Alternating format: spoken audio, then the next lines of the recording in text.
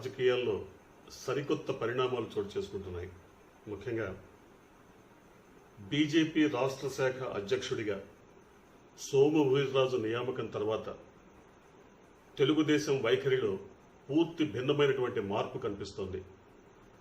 తెలుగుదేశం అధినేత చంద్రబాబు నాయుడు బీజేపీని నిట్టనిలువుగా చీల్చడానికి, రాష్ట్రంలో బీజేపీని చీల్చి తనకు అనుకూలంగా ఉన్నటువంటి శక్తులతో కొత్త పార్టీని ఏర్పాటు చేయడానికి కూడా సిద్ధపడుతున్నారన్న వార్తలు వినపడుతున్నాయి. ముఖ్యంగా జై అమరావతి పార్టీ పేరుతో తెలుగుదేశం నుంచి బీజేపీలోకి వెళ్లి ఇంతకాలం బీజేపీలో కొనసాగుతూ తెలుగుదేశానికి అనుకూల వైఖరితో మరి ప్రకటనలు గుప్పించినటువంటి నాయకులందరూ కూడా ఈ కొత్త పార్టీ వైపు మొగ్గు చూపబోతున్నారన్న వార్తలు వినపడుతున్నాయి. అంటే బీజేపీ ఆంధ్రప్రదేశ్లో 3 ముక్కలుగా చీలిపోయిన విషయం అందరికీ తెలుసు. చంద్రబాబు అనుకూల వర్గం, వైసీపీ వ్యతిరేక వర్గం, వైసీపీ అనుకూల వర్గం, లేదా చంద్రబాబు అనుకూల వర్గం, వైసీపీ అనుకూల వర్గం, తటస్థ వర్గం, ఏదైనా 3 ముక్కలుగా బీజేపీ విడిపోయింది.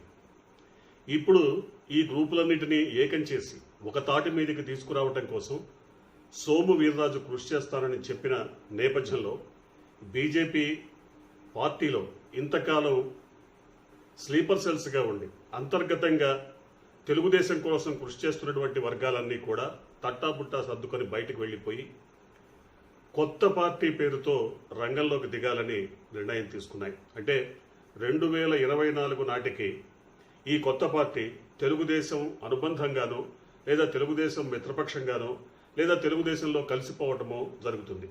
ఈ లోపుగా బీజేపీ నుంచి బయటకు వచ్చినటువంటి వ్యక్తులందరూ ఒక కూటమిగా ఏర్పడటానికి ఒక ప్లాట్ఫామ్ని, ఒక వేదికని చంద్రబాబు నాయుడు ఏర్పాటు చేయాలనుకున్నారు. దాని పేరే జై అమరావతి పార్టీ. ఇది మొగ్గతొడిగిన కొద్ది క్షణాల్లోనే, కొద్ది గంటల్లో, కొద్ది రోజుల్లోనే మొత్తం మీద బీజేపీలో ఉన్నటువంటి తెలుగుదేశం అనుకూల శక్తుల వేదికగా మారిపోబోతున్నట్టు సంకేతాలు వచ్చాయి. ఏం జరిగింది? ఇంత వేగంగా 1-2 రోజుల్లోనే బీజేపీలో ఉన్నటువంటి తెలుగుదేశం వర్గాలు బయటపడిపోవాల్సినటువంటి పరిస్థితులే వచ్చాయి. దీనికి సోము వీర్రాజు చేసినటువంటి ప్రకటనలే కారణమన్న విషయం కూడా తెలుస్తోంది.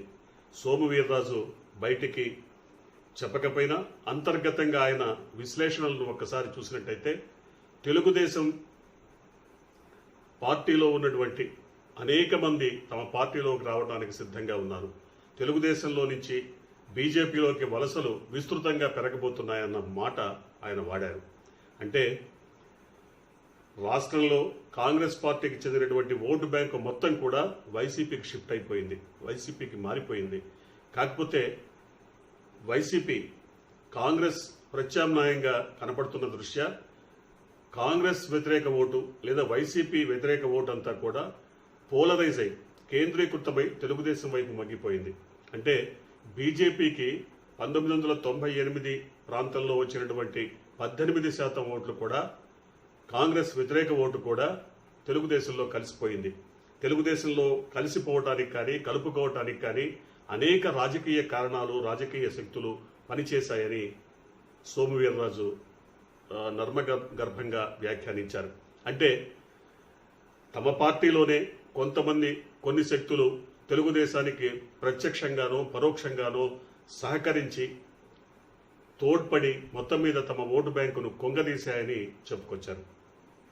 ఈ లెక్కన మళ్లీ కాంగ్రెస్ వ్యతిరేక ఓటును లేదా వైసీపీ వ్యతిరేక ఓటును మళ్లీ తమ వైపు తిప్పుకోవాలంటే తెలుగుదేశాన్ని నిట్టనిలువుగా చేల్చాలి. అంటే తెలుగుదేశం ఓటు బ్యాంకుకు గడ్డి కొట్టాలి. ఇది ప్రత్యక్షంగా ఆయన చేసిన వ్యాఖ్యల్లోని పరమార్థంగా కనబడుతోంది. అంటే ఎటొచ్చి తెలుగుదేశం పార్టీకి చాప కింద నీరుల తెలుగుదేశం పార్టీని సమూలంగా మట్టుబెట్టడానికి మరి బీజేపీ కూడా ప్రయత్నాలు ప్రారంభించబోతుందా అన్న వార్తలు వెలువడిన నేపథ్యంలో బీజేపీ వెనువెంటనే దీని మీద రియాక్ట్ అయింది, స్పందించి బీజేపీని నిట్టనిలువుగా చీల్చడానికి, బీజేపీ పార్టీని ముక్కలు చేయడానికి తమ వర్గం ఆల్రెడీ ఇప్పటికే బీజేపీలో ఉంది కాబట్టి ఆ వర్గాన్నంతటినీ బయటకు తీసుకొచ్చి వారితో పాటు మరికొందరిని కూడా తమకు అనుకూలమైనటువంటి వ్యక్తులను బయటకు తీసుకొచ్చి ఒక వేదికను ఏర్పాటు చేసి వారిని నేరుగా తెలుగుదేశంలో కలుపుకుంటే ప్రజల్లో ఒక చులకన భావం ఏర్పడవచ్చు. కాబట్టి ముందుగా ఒక వేదికను ఏర్పాటు చేసి ఆ వేదిక ద్వారా తమ అనుకూలమైనటువంటి కార్యక్రమాలు నిర్వహించి 2024 కల్లా వీరందరినీ తెలుగుదేశంలో కలుపుకోవడము, తెలుగుదేశంతో పొత్తున్నట్టు ఒక సీన్ క్రియేట్ చేయడము ఏదో చేయాలి.